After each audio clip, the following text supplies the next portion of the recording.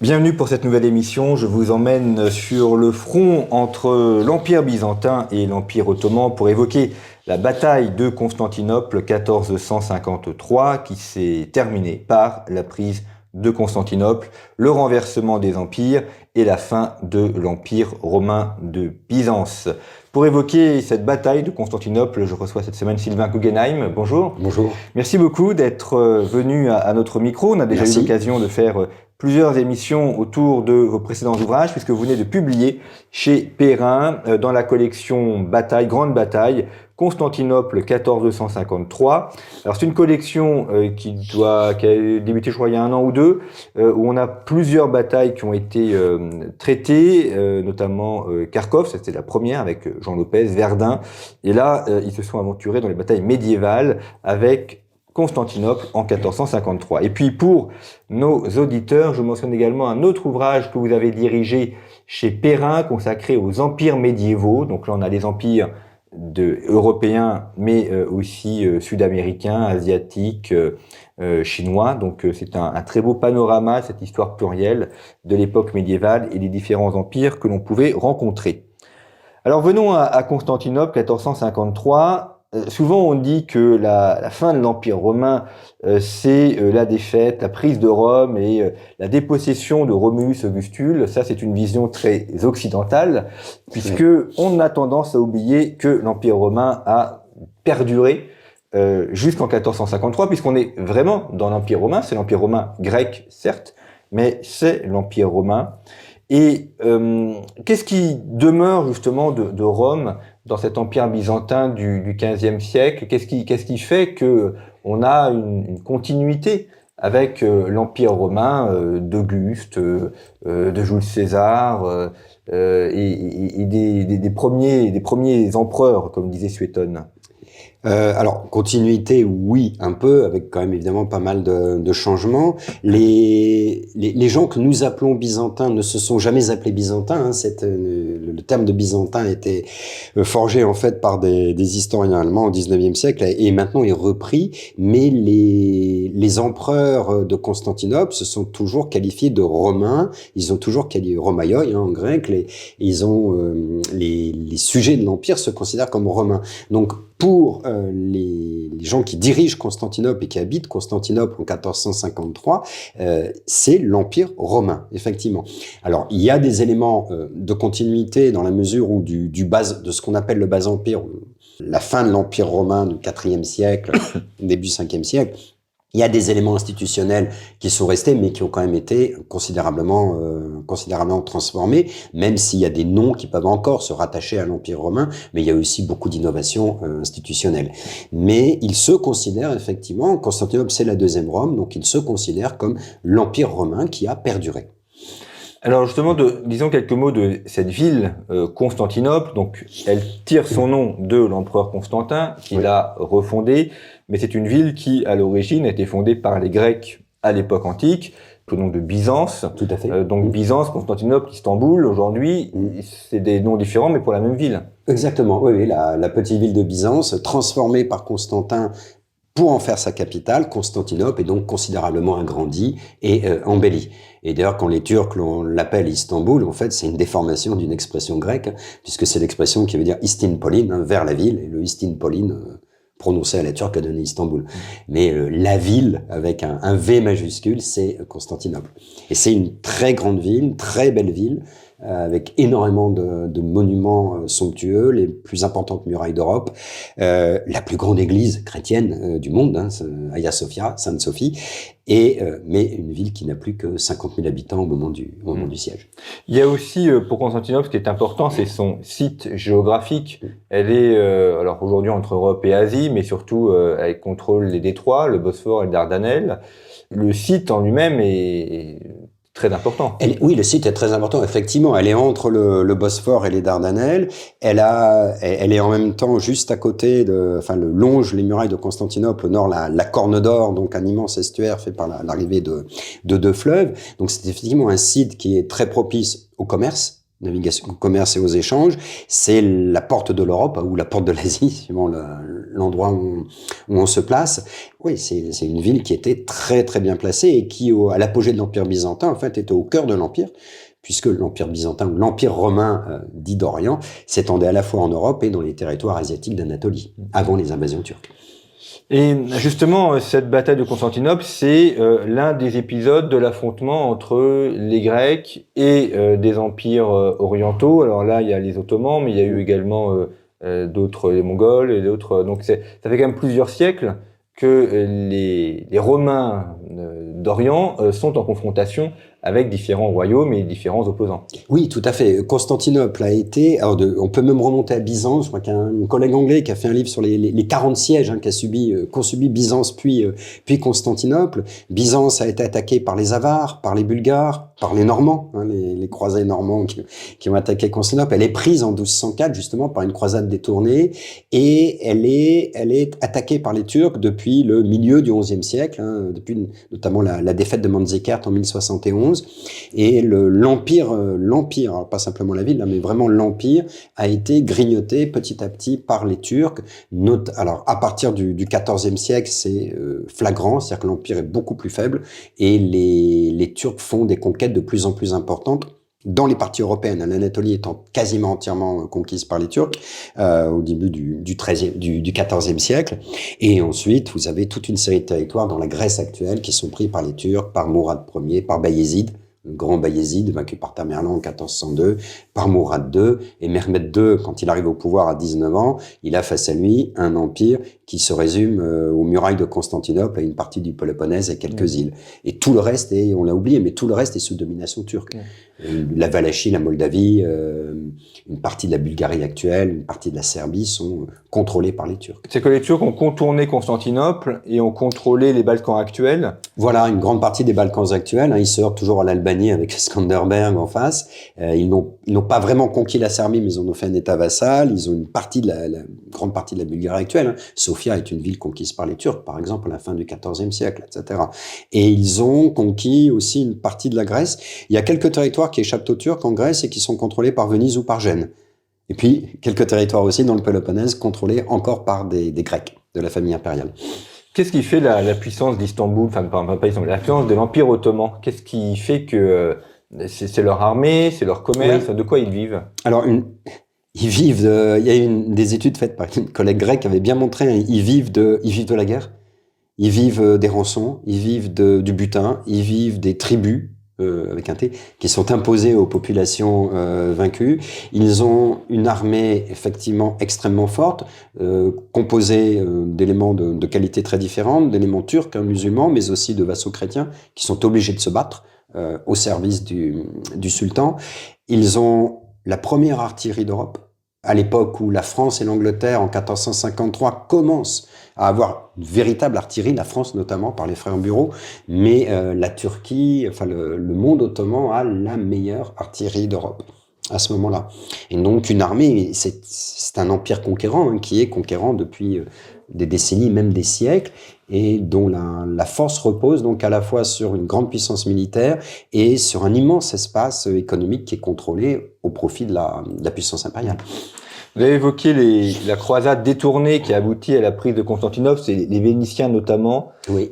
Souvent, on attribue la prise de 1453 comme mettant un peu la conséquence de cette prise par les Vénitiens. Est-ce que ça a joué effectivement? Parce qu'il y a quand même un grand décalage temporel. Non, il y a un trop grand décalage temporel. Alors, ce qui est vrai, c'est que la prise de 1204, dont les Vénitiens sont en partie responsables, mais c'est un peu plus compliqué, puisqu'en fait, si je dis les choses très très rapidement, il y avait une querelle de succession à l'intérieur de Byzance. Les croisés partis pour la 4e croisade, alors qu'ils avaient allègrement pillé la ville de Zara, sont appelés par l'un des prétendants au trône.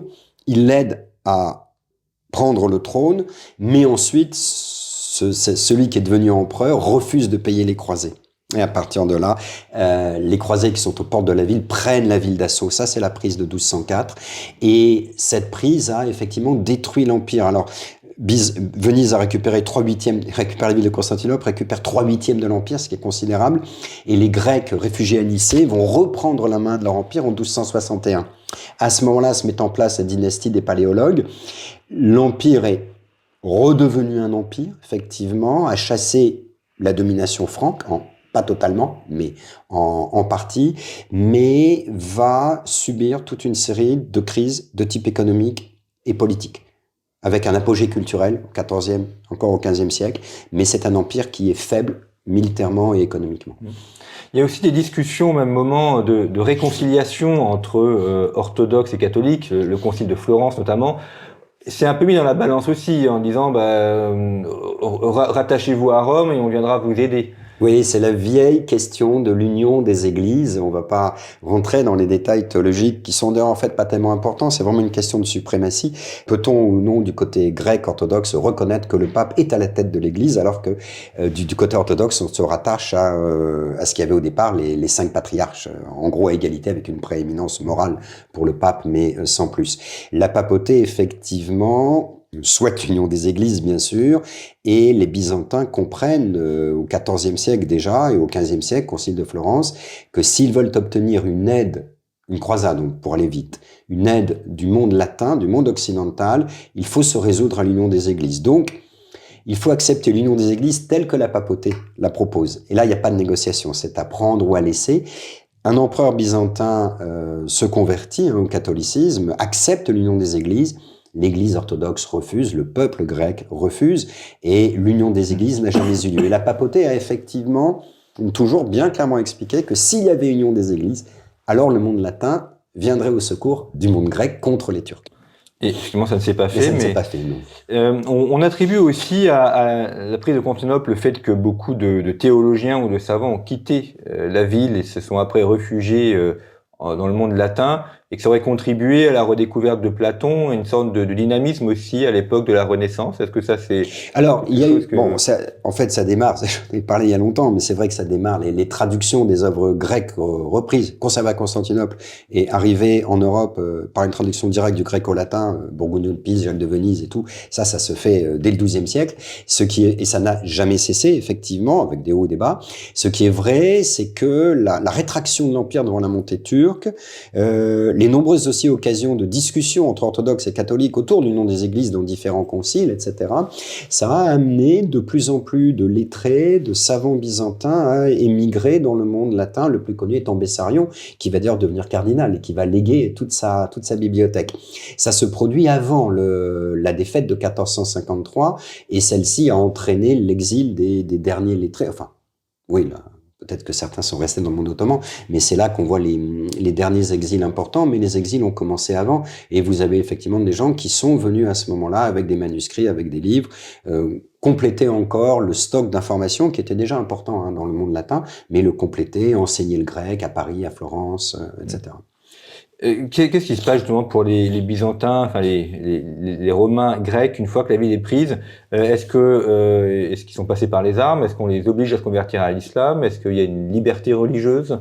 Alors, la réponse tient en un mot, c'est l'esclavage. Ils sont captifs des Ottomans, et là, il y a eu plein d'enquêtes qui ont été faites par des collègues dont je parle, Thierry Ganchou par exemple, ou d'autres, qui ont retrouvé, on piste à travers les documents le sort de telle personne, de telle famille.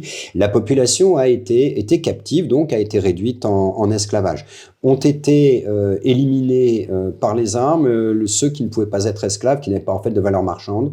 Donc les chroniqueurs turcs le disent, donc pas de raison de le contester. Les chroniqueurs occidentaux aussi, bien sûr, le disent. Les vieillards, les nourrissons, les enfants en bas âge n'ont pas de valeur marchande. Donc ceux-là ont été éliminés. Il y a eu effectivement des massacres, il y a eu beaucoup de viols, énormément de viols. Les chroniques turques dépeignent en termes soi-disant poétiques. Les latins les dénoncent, évidemment. Les grecs les dénoncent aussi. Et donc vous avez sans doute, on n'a pas une unité près, mais 40 à 50 000 personnes qui se sont retrouvées captives dans l'Empire ottoman. Ils peuvent être captifs du sultan, ils sont vendus, revendus. Certains sont rachetés. Vous avez d'ailleurs, la papauté a encouragé ça. Des nobles fortunés du monde occidental ont versé de l'argent pour sauver des gens, les sortir de la servitude. Mais la plupart sont restés dans le monde ottoman. Vous avez des membres de la famille impériale ou de grandes familles de byzantines qui finissent dans le harem du sultan. Si les Turcs ont pu prendre la ville, c'est grâce à leur artillerie. Parce que vous l'avez dit, Byzance, c'est des murailles imposantes qu'on estime imprenables. Qu'est-ce qui a fait qu'ils ont réussi malgré tout, que les Ottomans ont réussi à les prendre? Alors il y a plusieurs facteurs. Hein.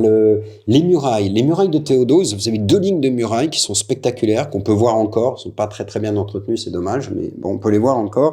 Tout le monde considère que c'est la fortification la plus imposante d'Europe. De même que Hagia Sophia est la plus grande église chrétienne, les murailles de Théodose, c'est les murailles les plus spectaculaires. Qu'est-ce qui a fait que, au bout de 55 jours, le siège se termine par la victoire des Ottomans? L'artillerie a joué, mais pas mal d'études tentent à remettre en cause en disant que l'artillerie a fait des brèches, même l'immense bombarde du canonnier hongrois Orban, qui était spectaculaire, ont créé des brèches, mais la plupart des historiens, des archéologues s'accordent à dire que ça n'aurait pas suffi. Même si, effectivement, ça ébranle les murs. La nuit, on réparait tant bien que mal les murailles. Le problème, c'est que vous avez 7000 défenseurs contre une armée de 80 à 100 000 hommes, manifestement. Et vous avez 7000 personnes qui se sont battues. Il faut se rendre compte, vous avez 7000 défenseurs pour un périmètre de kilomètres de la ville qui doit faire à peu près 15 kilomètres. Alors, les murs nord et sud ne sont pas attaqués, donc sont très peu protégés, mais la muraille principale, la première muraille qui est attaquée par les Turcs, fait à peu près 6 km de long. Vous avez peut-être 5500, 6000 hommes pour la défendre, vous avez un homme par mètre. Quand un homme est mort, les deux voisins ont maintenant 1,50 m à défendre. Donc c'est quand même...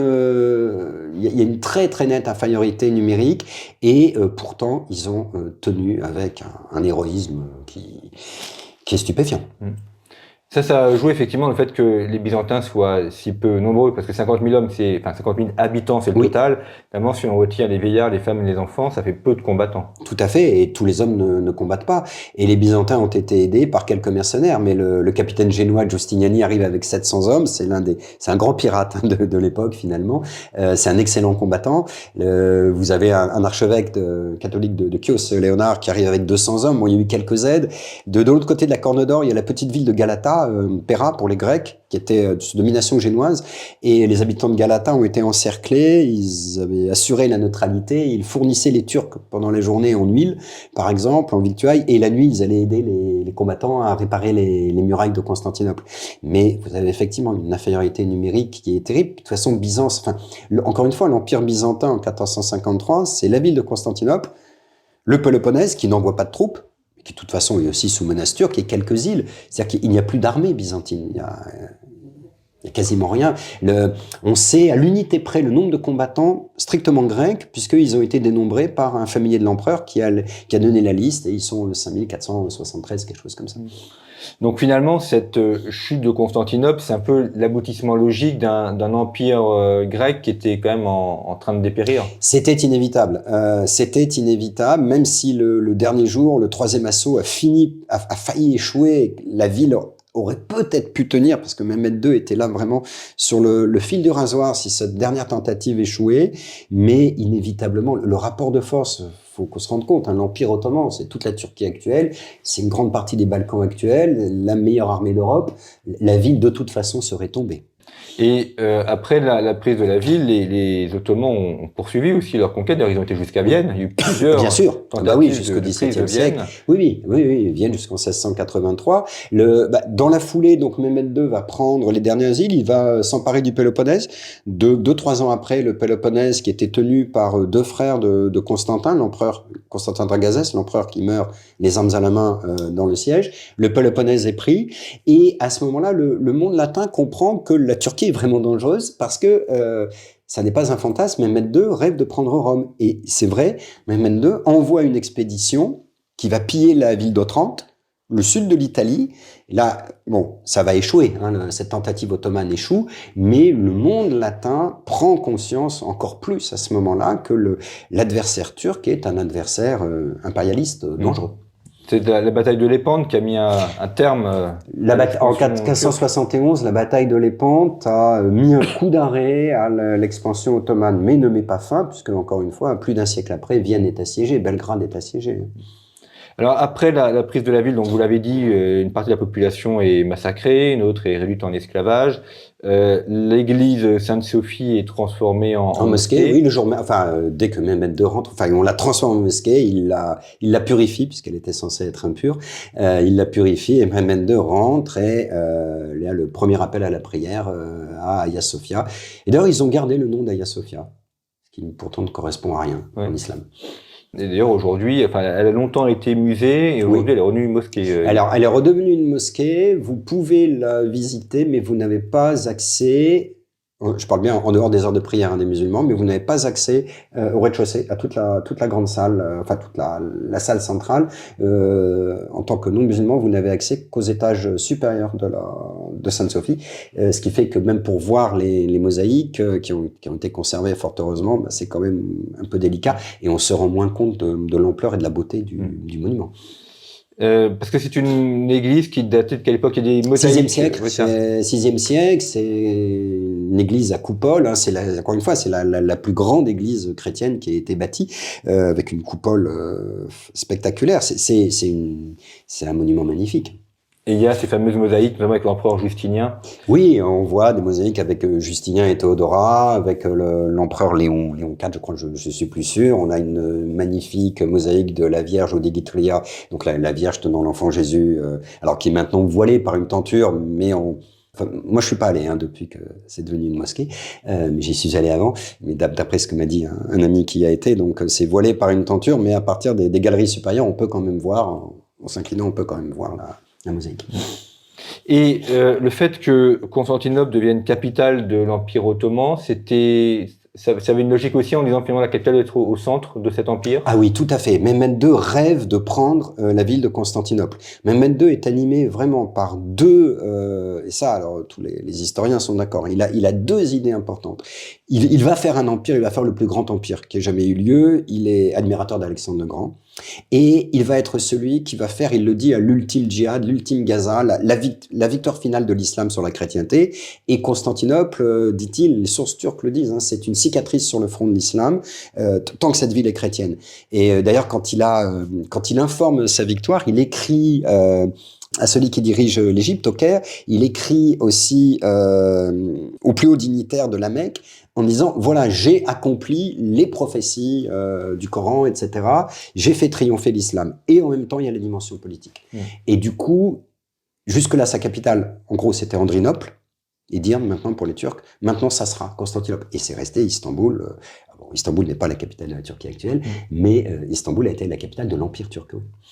Donc c'est-à-dire qu'il y a une dimension politique dans son combat, mais aussi une dimension religieuse. Il y a les deux. Il y a les deux qui sont indissolublement liés. Mais bon, ce qui est pas étonnant, puisque de toute façon l'islam est un système global où religion et politique sont associés, donc c'est pas étonnant. Mais la dimension impériale, le rêve impérial est très fort chez Mehmed II.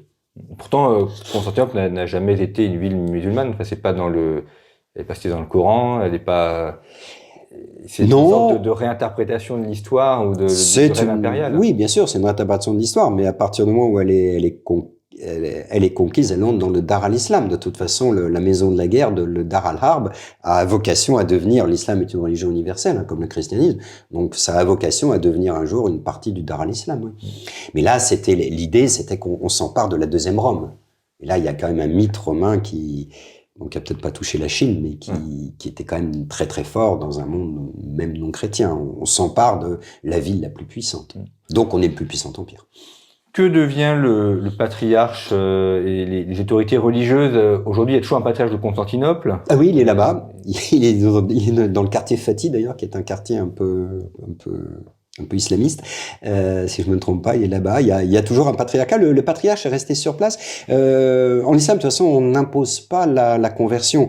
D'abord parce que le sujet qui n'est pas converti est soumis à un impôt supplémentaire, donc c'est une rentrée fiscale. Et puis, ce qui compte, c'est que ce soit les lois islamiques qui règnent au quotidien. Après, ils sont restés chrétiens. L'église orthodoxe est maintenue. Vous n'avez pas le droit de construire des églises nouvelles. Vous pouvez rester dans les églises qui sont là. Vous faites plus sonner les cloches. Bon. Et l'église orthodoxe est restée. Et en fait, d'ailleurs, le peuple grec s'est soudé autour de son église et c'est très net au moment de la guerre d'indépendance contre les Turcs. Et donc, ça veut dire qu'effectivement, cette idée de Constantinople, elle a perduré. Et au 19e siècle, ça a été retrouvé. Alors, c'est aussi la grande époque romantisme, on réécrit le Moyen-Âge. Tout à fait, on réécrit le Moyen-Âge, et puis en Grèce, donc il y a cette guerre d'indépendance, on commence à se libérer des Turcs sur une toute petite partie de la Grèce, et à ce moment-là se développe ce qu'on appelle en Grèce la grande idée, l'idée de refaire une Grèce totalement indépendante, avec deux modèles possibles, ou la Grèce de l'Antiquité, mais qui est païenne, qui est pas chrétienne, mais qui est glorieuse, ou la Grèce de Constantinople, qui est chrétienne, mais qui est un empire qui a été vaincu. Mais de toute façon, on va faire la grande idée. Donc, en fait, ça veut dire qu'on va rassembler tous les locuteurs grecs, tous les gens qui parlent grec à l'intérieur d'un même pays, et par conséquent, on va donc reprendre un jour Constantinople. Après l'armistice de Moudros en 1918, la ville de Constantinople est prise par des troupes franco-britanniques, et vous avez des contingents grecs qui rentrent dans Constantinople, et ça entraîne des scènes de joie dans des villes de Grèce à l'annonce de ça, parce qu'on a cru un moment que Constantinople redeviendrait grec. Ça aurait pu être le cas d'ailleurs, ça a été le cas. Ça a été maintenu côté turc, mais c'est vrai que... Ça a été maintenu côté turc, malgré ce que voulaient les Grecs, en partie parce que les Anglais n'ont pas voulu que Constantinople aille à la Grèce. Pour plusieurs raisons politiques, on a laissé effectivement à l'Empire turc. En fait, on voulait aussi contrer à l'époque la Russie bolchevique, et donc on ne voulait pas affaiblir la Turquie. Donc on voulait que la Turquie ait un petit pied en Europe, et dans ce pied, il y avait Constantinople. Et il y avait aussi, on va terminer par là, la présence de Grecs ce qu'on appelait à l'époque antique l'Ionie. Oui. Donc c'est une Grèce qui allait, enfin l'Attique, les îles et l'Ionie. Bon, après ils ont été chassés. Ils sont chassés. Alors ça, c'est pas la grande idée. C'est ce qu'on appelle la grande catastrophe. C'est dans les troupes de Mustafa Kemal. Mustafa Kemal voulait une nation ethniquement homogène. Et la ville de Smyrne a été détruite, incendiée. Vous avez 30 000 morts. Et vous avez un exode de, je crois, 1 million de Grecs dits d'Asie, donc dioniques, et qui ont quitté des territoires où ils étaient là depuis leurs ancêtres étaient là depuis des milliers d'années. En échange, il y a eu à peu près 300 000 Turcs musulmans qui ont quitté la Thrace pour aller en Asie. Merci beaucoup Sylvain Guggenheim d'être revenu sur cette bataille de Constantinople. Donc c'est paru chez Perrin dans la collection Champs de bataille. Et puis toujours chez Perrin, une réédition d'un ouvrage que vous avez dirigé, Les empires médiévaux, de nombreux empires donc de l'époque médiévale qui sont étudiés avec des spécialistes, chacun apportant son regard. Merci pour votre fidélité. À très bientôt.